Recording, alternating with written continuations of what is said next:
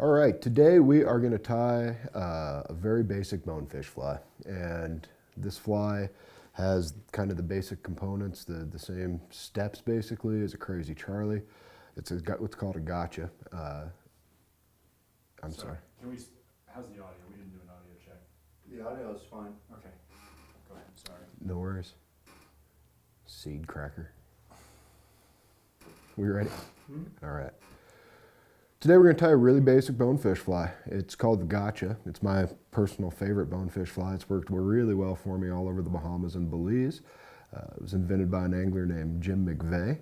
And the great thing about this fly is I'm also going to be showing you the basic steps you need for a Crazy Charlie, any basic shrimpy little fly that are very popular for bonefish and the smaller fish you'll find on the flats. I'm going to tie this one in a size 4, just a standard size 4 saltwater hook. You're going to want, when you're going on your trip, you're going to find that you need to tie flies for 2 different conditions, light bottoms and dark bottoms, and then you need flies for different depths of water. So you may want to tie this fly without any eyes at all if you're going to be fishing very shallow flats. Or you may want to tie it with some pretty heavy eyes, which is what we're going to be doing today. The main thing is you want to weight your fly appropriately. So you want it to get down as quick as possible without spooking the fish, and listen to your guide and let him pick your fly the first few times while you figure it out. But the first thing we're going to do is attach our eyes to the hook. We're just going to be using, I think they're called real eyes, some kind of medium-sized dumbbell eyes. If I was tying flies for a trip I'd be going on, I'd tie this without eyes. I'd tie it with some little black plastic eyes, and then I'd tie it with some of these heavier metal eyes as well. I'm just going to put a quick thread base on with my tying thread, and then I'm just going to give it a small drop of super glue. This is Zap-A-Gap though. Important clarification. You're going to see most of the videos on this site, guys are using Zap-A-Gap, not the super glue you find in supermarkets or hardware stores. Important because Zap-A-Gap dries clear. The other stuff will dry with a white residue and it just won't look good on your flies. You won't be happy with it. So I've put a bead of Zap-A-Gap on the hook. I'm simply going to center these dumbbell eyes, one loose wrap, get them where I want them. And I'm just going to do some figure 8 wraps. As you tighten, they may shift to one side or the other. You can straighten them out. Now it's important to note where I'm putting these eyes. I'm leaving plenty of room here for me to build a head and tie in the wing on this fly. You really don't want these eyes or any plastic eyes you may use to crowd the eye of the hook because then it's going to be impossible to get a neat head and a good anchor with that wing we're going to put on. Now I've super glued on a little base. I like to come in on the top, just add a real quick dab of super glue on the top. And at this point I'm actually going to just take a wrap or 2 around the eyes and I'm going to whip finish this and tie it off. When you're tying these, you'll save yourself a lot of time. You'll do them, I do them a dozen at a time. Do the eyes all one night, glue them, set them aside, or set them aside for an hour, let it dry, and then come in and do the bodies.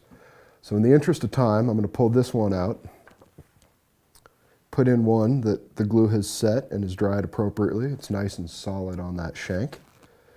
And we're going to tie in our body. What we're trying to imitate is a small shrimp. You will see that reef areas, eelgrass and turtle grass flats, the sandy corally flats, they're all teeming with life. There's a multitude of small crustaceans. Believe me when I tell you, Mr. Bonefish, he can be picky, but most of the time he isn't. And the key to this kind of fishing, if you don't spook the fish, which is easier said than done, and you can get a fly down quickly in front of them, they're typically going to eat it. So you don't need to be real picky on patterns. You'll also notice that the eyes are tied kind of on the top of that shank. The reason for that is as you cast, as we mentioned, you want to get down in front of the flat fish as quickly as possible. Those eyes will take it down, but you also want that hook point riding up. That'll keep it out of the sand, it'll keep it out of the grass. And you got to remember that your bonefish is going to tail, if you're lucky, or just eat with his nose coming down. So you want that hook facing up for your good solid strip strike. So I'm going to do the body of this, and I do kind of I cheat a little bit, honestly. The main pattern, or the original pattern, calls for a material called diamond braid, which is great. One great thing about the diamond braid is that you can kind of unfurl it and it'll make a tail. I haven't found that the tail makes any difference. It's usually gone on the first fish or the first time you rub bottom. So I don't even put a tail on. Because of that, I use a very similar mylar type product called Frostbite. It doesn't matter. The most important thing is you want a pearl, flashy body on your fly. And I'm going to tie it in by sizing it so that body material is going to come right up behind the eyes. You don't want to just tie it in right back here because that'll leave a lump. You want a nice, smooth body. I'm just going to put it in, roughly size it so I know it's going to come into the gap behind those eyes. Take a couple tight turns just to lock it in. And I'm just going to bring my thread all the way up, locking down that material behind the eyes. Couldn't be any easier. I'm going to now take this Frostbite, any pearlescent mylar material, wind it on up the body. Take a couple turns in front of the eyes. Do a quick figure 8 with the material. Take a wrap or two. Tie it off.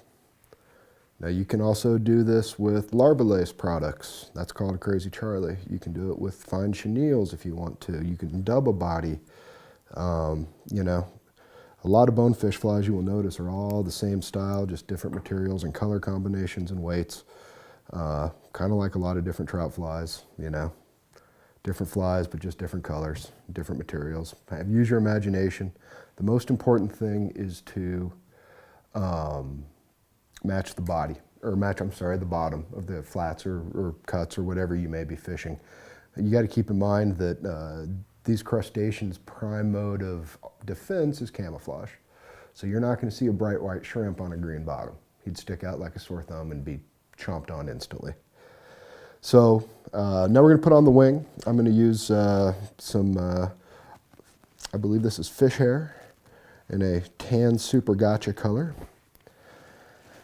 And I'm pulling off just, I don't know, I'm just separating a piece from the main body that's probably 1/4 inch in diameter. And then I'm just going to go ahead and cut that off. And this long strip will be our wing. This is another great reason to tie them kind of in quantity, because once you get the right diameter of your winging material, you can just go very quickly through flies. What I am going to do, however, though, is I'm going to uneven these tips. If you take a look at the tips here, nothing in nature has that straight a line in it. And that's not what a swimming shrimp is going to look like. So we're just going to kind of pull some out of the middle, loosen it up a little bit.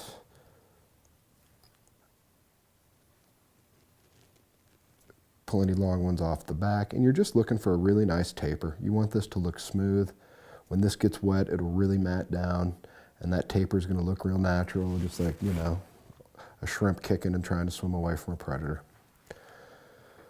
Once we've got that kind of tapered like we like it, we are going to attach it. Turn the fly over in the vise just to make it real easy. And you want to go with a wing that is slightly longer than your hook. You want this to extend a little bit past the hook once it's been tied on and flattened down. We'll start off with a couple loose loops. Make sure that we're kind of on top of the shank just like we want to be. And now I'm going to go ahead and lock that down. I'm going to trim our tag, this excess.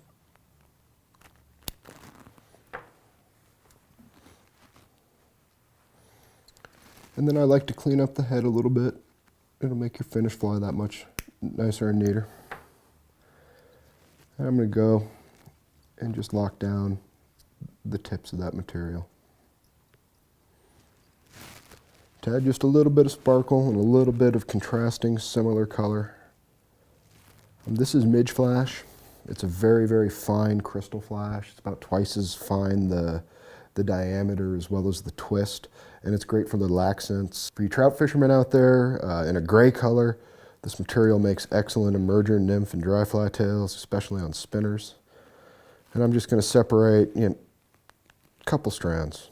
By a couple, I mean 2. Saltwater flies, everybody thinks you really need to overdo flash, and you don't. Underwater, most of it's refracted. I think a little flash as an accent is a great idea, but don't overdo it. And I'm roughly going to I'm going to lay it to one side. Now you notice I'm keeping both of these together, and I haven't cut the long remainder yet. I'm going to put 2 tabs to one side. I'm just going to take 2 quick turns, and then I'm going to take my longer tabs that are remaining, fold those over, and then tie over the top of them. That's going to lock in both sets of this midge flash material for you. If you tie them in individually, they got a tendency to pull out. And I'm going to trim them so they're equal with the wing and equal with the flash on the other side.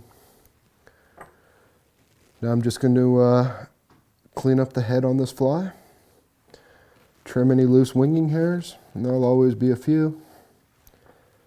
This is why it was so important to put those eyes a little bit back from the eye of the hook so we could build a nice tapered and clean head after we've tied in our wing. I'm going to whip finish the head of this fly. And then on all the saltwater, especially flats flies that I tie, I do believe it's important, more so than trout flies, to really use a kind of a hard bonding head cement. You're going to be asking this fly to be scraping on a lot of sand, hopefully chunks of coral, stalks of turtle grass, and salt water is incredibly corrosive. So anyway, I go heavy with the head cement. Lock all that down. If you've got a bubble or a dip, don't worry about it. It's going to soak into that wing, soak into that thread base.